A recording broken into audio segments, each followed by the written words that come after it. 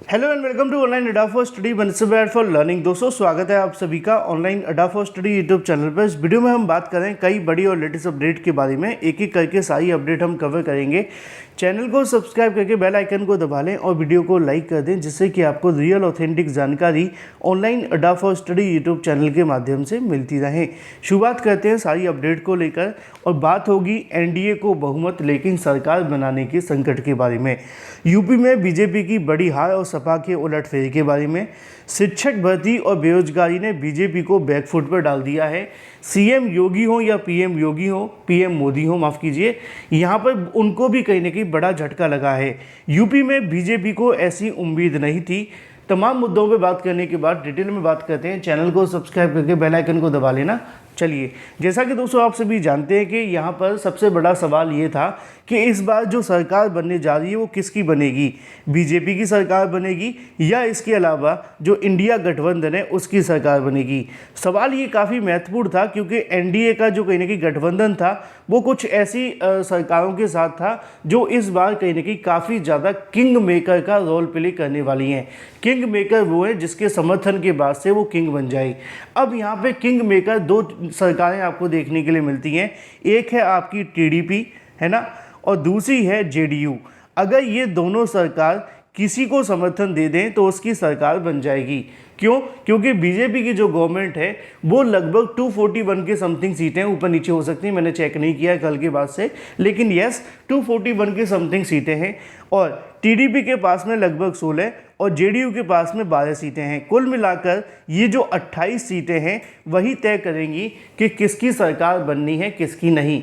अभी शुरुआती चरणों में देखा जाए तो इनके लिए कहीं ना कहीं कहा जा रहा है कि ये बीजेपी के साथ गठबंधन करके एनडीए सरकार बनाने वाली है। लेकिन ये बात तो तय है कि अगर ये सरकार बन भी जाती है तो भविष्य में कभी भी इस सरकार को हटाया भी जा सकता है, क्योंकि आप जानते हैं जब गठबंधन पे सरकार टिकी होती है तो वो कभी भी धोखा दे देती है। और नीतीश कुमार का दूसरा नाम धोखा है, क्योंकि नीतीश कुमार ने, आपने देखा होगा जब पिछली बार चुनाव हुए थे बिहार के अंदर तो गठबंधन की सरकार बनी थी। उन्होंने लालू प्रसाद जो तेजस्वी यादव हैं उनके साथ गठबंधन किया। अब तेजस्वी यादव के साथ मिलकर सरकार चला ली, लेकिन केंद्र सरकार में जैसे ही चुनाव आने लगे, लोकसभा के चुनाव आने लगे तो हलचल हुई, उन्होंने जेडीयू को अपने साथ ले लिया और आज उसका बेनिफिट भी मिल रहा है। अगर जेडीयू साथ में नहीं होती तो 12 सीटें और कम हो जाती और यही 12 सीटें जाकर कहाँ मिलती, उधर दूसरी तरफ, तो वो 240 प्लस हो जाते। इसी को लेकर यहाँ पे भी आपको देखने के लिए मिल जाएगा कि अब की बार एनडीए सरकार, इंडिया भी असरदार। कुल मिलाकर के अगर देखा जाए तो सीटें मिली एनडीए को 291। 400 पार का जो नारा था वो पूरे तरीके से कह सकते निस्तो नाबूद हुआ। 240 सीटों के साथ भाजपा सबसे बड़ा दल है और सरकार बनाने के लिए सबसे पहले पहल भी कर सकता है। लिखा हुआ है नरेंद्र मोदी तीसरी बार प्रधानमंत्री बनने वाले नेता।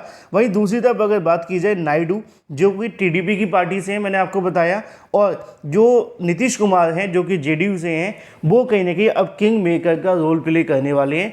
अगर ये एनडीए के साथ हैं तो एनडीए की सरकार बनेगी, अगर ये इंडिया के साथ हैं तो इंडिया की सरकार बना सकते हैं।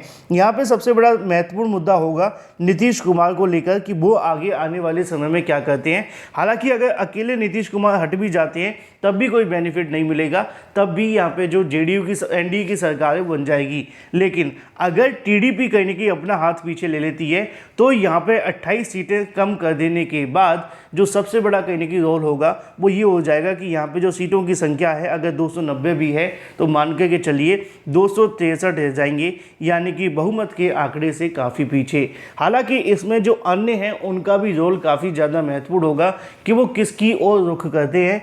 अगर अन्य भी बीजेपी के साथ आ जाते हैं या कांग्रेस के साथ चले जाते हैं तो और भी ज़्यादा यहाँ पे जो माहौल है वो गर्म हो जाएगा। फिलहाल देखना दिलचस्प होगा कि आगे आने वाले समय के अंदर किसकी सरकार बनती है। एनडीए सरकार बन तो सकती है लेकिन संकट जो होगा वो हमेशा देखने के लिए मिलेगा।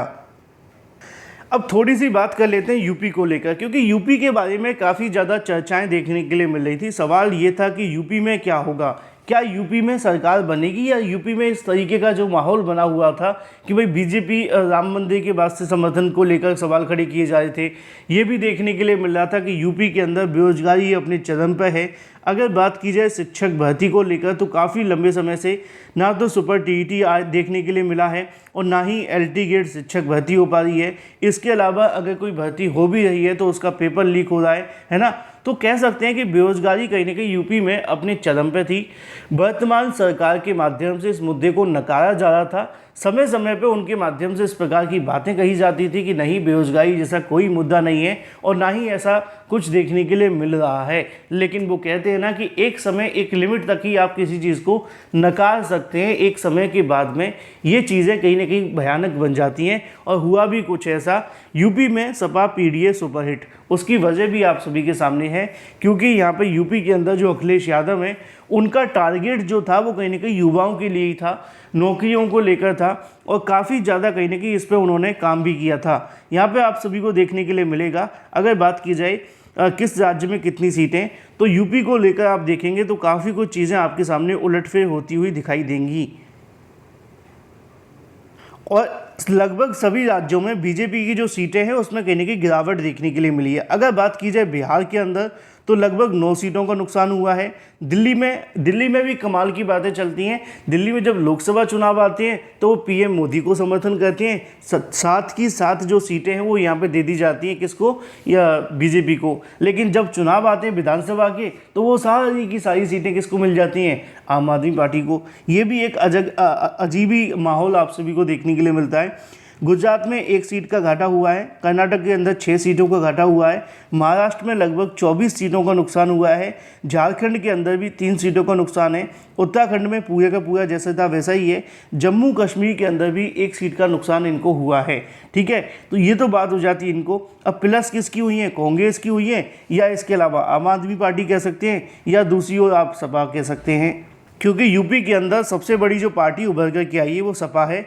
सपा इसलिए निकल कर के आ रही है क्योंकि सपा की 37 सीटें देखने के लिए मिली हैं और ये 37 सीटें काफ़ी हद तक चीज़ों को रियलाइज़ कराती हैं सरकार को कि भाई आप बेरोजगारी मुद्दे पे बात करिए, अदरवाइज़ आने वाला जो समय होगा वो काफ़ी ज़्यादा कहीं ना कहीं दिक्कतों वाला देखने के लिए मिल सकता है। विधानसभा चुनाव भी होंगे और विधानसभा चुनाव के अंदर अगर बीजेपी के सामने कोई यूपी में सरकार है तो बीएसपी का तो अब कोई ज़्यादा वर्चस्व रहा नहीं है। कह सकते हैं कि बीएसपी सरकार अपने अंतिम चरणों में है, आने वाले समय में शायद वो कभी वापसी भी ना कर पाएँ। लेकिन अगर सपा की बात की जाए तो सपा काफ़ी ज़्यादा कहीं ना कहीं जोश भरने की कोशिश कर रही है और दोबारा से सरकार बनाने की ओर है। बीएसपी वाले नाराज़ मत होना, लेकिन मेरा कहने का तात्पर्य ये है कि बीएसपी का जो काम है वो कहीं ना कहीं सड़कों पर आकर के रोजगार या मुद्दों को लेकर या किसी मुद्दे पर आने का नहीं लगता है। कभी कभी सोशल मीडिया पर इस प्रकार के आरोप लगते हैं कि बीएसपी किसी विशेष पार्टी की अध्यक्ष है या अंदरूनी तौर पर अध्यक्ष बनी हुई है, इसलिए उन्होंने अपना हाथ पीछे कर लिया है। रीज़न क्या है समझ के परे है, या तो कोई नया नेता बीएसपी की तरफ से लाया जाए जो कि कहीं ना कहीं युवा नेता हो और अखिलेश यादव की तरह मुद्दों पे बात करे, तभी कुछ हो पाएगा। ट्वीट करके बीएसपी कुछ कर देगी या कुछ कर सकती है, ऐसा कुछ नहीं हो सकता। हालांकि बीएसपी सरकार अपने समय में काफ़ी बेहतरीन काम कर रही थी, लेकिन वर्तमान में उनकी जो कहीं ना कहीं कह सकते हैं रणनीति है चुनाव को लेकर, वो काफ़ी ज़्यादा हैरान कर देने वाली हैं। वो ज़मीनी मुद्दों पे बात करने के बजाय या ज़मीन पे आने की बजाय सिर्फ दफ्तर से बैठकर ट्वीट करेंगे, तो इसका खामियाजा तो उनको भुगतना ही पड़ेगा।